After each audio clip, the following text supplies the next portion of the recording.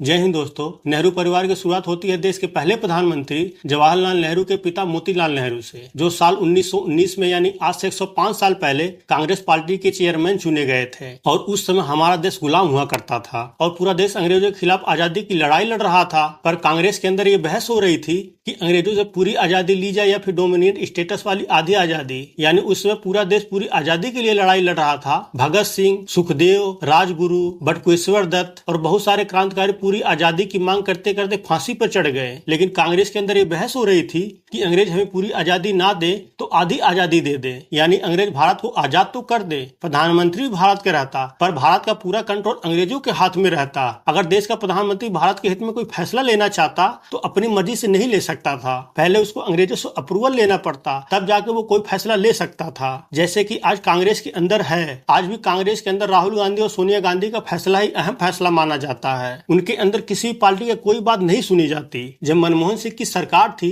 तो मनमोहन सिंह सिर्फ एक कठपुतली की तरह पीएम की कुर्सी पर बैठे थे, लेकिन उनका पूरा कंट्रोल राहुल और सोनिया के हाथ में था। कांग्रेस के अंदर अगर कोई फैसला लेना होता था तो राहुल गांधी और सोनिया गांधी लेते थे। मनमोहन सिंह सिर्फ नाम के लिए प्रधानमंत्री बने थे। इसलिए जब कांग्रेस के अंदर अंग्रेजों से डोमिनियन स्टेटस वाली आधी आजादी की मांग हो रही थी तो वहीं पर दूसरी तरफ पूरा देश कह रहा था हमें पूरी आजादी चाहिए। इसके बाद 1947 में हमें पूरी आजादी मिली। आजादी मिलने के बाद भारत में प्रधानमंत्री पद के लिए चुना जाना था। इसके लिए जब कांग्रेस के अंदर वोटिंग हुई तो सरदार पटेल को 15 में से 12 वोट मिले और 2 वोट कृपलानी को मिले, सिर्फ 1 वोट नेहरू को मिले। यानी किसी ने पंडित नेहरू को वोट ही नहीं दिया। सभी के सभी लोग सरदार पटेल को चाहते थे। तो वर्किंग कमेटी ने गांधी जी से पूछा आपका क्या विचार है, तो वहीं पर तुरंत गांधी जी ने पंडित नेहरू से पूछा तुम्हारे लिए किसी ने वोट तो किया नहीं, सबने सरदार पटेल के लिए वोट किया है, तुम्हारा क्या विचार है। पर नेहरू ने कोई जवाब नहीं दिया। नेहरू ने अपना सर नीचे कर लिया। गांधी जी ने कहा कुछ बोलो, पर पंडित नेहरू कुछ बोले नहीं। गांधी जी समझ गए कि इसको प्रधानमंत्री पद मिला नहीं, जिसकी वजह से ये खुश नहीं है। अंदर से तो गांधी जी भी चाहते थे कि प्रधानमंत्री नेहरू ही बने।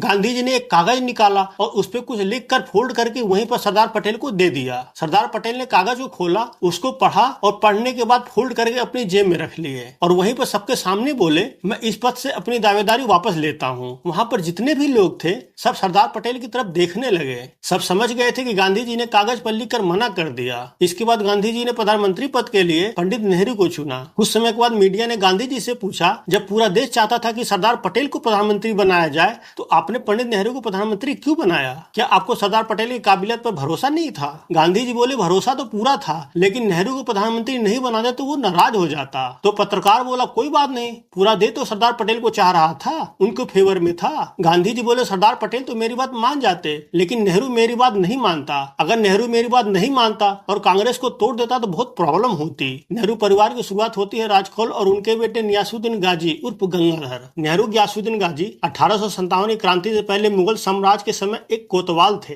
1857 की क्रांति के बाद जब अंग्रेजों ने पूरी तरह से भारत के राजाओं के ऊपर कब्जा करना शुरू कर दिया था, तब अंग्रेजों ने मुगलों को कत्लेआम शुरू कर दिया था। अंग्रेज मुगल साम्राज्य को एक करे खत्म करते जा रहे थे। हालांकि अंग्रेजों ने उस समय हिंदुओं पर कोई हमला नहीं किया। इस बात से डर के मारे बहुत लोग हिंदू नाम अपना लिए। गियासुद्दीन अपने परिवार के साथ कश्मीर से दिल्ली आ गए और गियासुद्दीन गाजी ने अपना नाम बदलकर हिंदू नाम पर रख लिया गंगाधर और दिल्ली में चांदनी चौक के पास रहने लगे। दिल्ली के चांदनी चौक में उस समय एक नहर हुआ करती थी। नहर के किनारे बसने की वजह से लोग बोलचाल की भाषा में इनको नेहरू नेहरू बुलाने लगे, जिसकी वजह से इनका परिवार नेहरू के नाम से प्रसिद्ध हो गया। और इस तरह से नेहरू परिवार की शुरुआत हुई। पहले गंगाधर नेहरू, फिर उनके बेटे मोतीलाल नेहरू और उनके बेटे पंडित जवाहरलाल नेहरू। जब मुगल सम्राट बहादुर शाह जफर का शासन हुआ करता था तब पंडित नेहरू के दादा यानी गियासुद्दीन गाजी मुगल दरबार में सीटू कोतवाल हुआ करते थे। उस समय मुगल दरबार में कोई भी बड़ा पद हिंदुओं को नहीं दिया जाता था, मुस्लिम लोगों को ही ऐसे पद दिए जाते थे। पंडित जवाहरलाल नेहरू अपनी किताब आत्मकथा में लिखा है कि उन्होंने अपने दादा की तस्वीर देखी थी जिसमें उनके दादा एक मुगल ठाकुर की तरह कपड़े पहने हैं और इमेज में साफ दिखाई दे रहा है कि एक लंबे समय से मोटी दाढ़ी रखे हुए थे, मुस्लिम टोपी पहने थे और उनके हाथ में 2 तलवारें भी थी। 14 नवंबर 1889 को प्रयागराज के मीरगंज में पंडित जवाहरलाल नेहरू का जन्म हुआ और कुछ समय के बाद उनके पिता मोतीलाल नेहरू प्रयागराज में एक आलीशान घर बनवाया और उसका नाम रखा गया आनंद भवन। और इसके बाद उन्होंने अपना पुराना वाला मकान स्वराज भवन कांग्रेस कमेटी को दे दिया और अपने परिवार के साथ आनंद भवन में रहने के लिए आ गए। इसके बाद 19 नवंबर 1917 को इंदिरा गांधी का जन्म हुआ। अपनी स्कूली शिक्षा पूरी करने के बाद इनका एडमिशन शांति निकेतन में हुआ। यहाँ पर रविन्द्रनाथ टैगोर ने इनको प्रियदर्शनी की उपाधि दी। लेकिन धीरे धीरे इनका व्यवहार और चाल चलन बहुत गलत होने लगा। जब ये बात रविन्द्रनाथ टैगोर को पता चला तब उन्होंने इंदिरा नेहरू को वहां से बाहर निकाल दिया और उस समय भारत की आजादी की लड़ाई चल रही थी। आजादी की लड़ाई में इंदिरा गांधी की मां कमला नेहरू एक कॉलेज के सामने धरना दे रही थी। अचानक गर्मी की वजह से चक्कर खा के गिर गई और उस समय वहीं पे मौजूद थे फिरोज खान। वो इंदिरा की मां को उनके घर लेकर आए। फिरोज कमला की देखभाल के लिए अक्सर उनके घर आते जाते रहते थे। फिरोज खान व्यापारी मुबारक अली के बेटे थे जो कि गुजरात के जूनागढ़ में रहने वाले थे। मुबारक अली एक फारसी महिला से शादी किए थे। उनका सरनेम गांधी था। गांधी सरनेम फारसी समुदाय में अक्सर पाया जाता है और इसी दौरान उनकी मुलाकात इंदिरा से हुई। धीरे धीरे दोनों के बीच नजदीकियां बढ़ने लगी। इसके बाद फिरोज प्रयागराज में ही रहने लगे और उस दौरान अक्सर वो आनंद भवन आते जाते रहते थे। इसके कुछ समय बाद इंदिरा गांधी अपनी आगे की पढ़ाई के लिए इंग्लैंड चली गई। वहां पर ऑक्सफोर्ड यूनिवर्सिटी में एडमिशन के लिए जब इनका इंटरव्यू हुआ तो उसमें ये फेल हो गई। फिर इनका वहां पर किसी और कॉलेज में एडमिशन कराया गया। इंदिरा की मां तबियत अक्सर खराब रहती थी। इन सब परेशानियों के चलते इंदिरा अकेलापन महसूस करती थी। तभी इंग्लैंड में इनकी मुलाकात होती फिरोज से। फिरोज को इंदिरा पहले से ही जानती थी।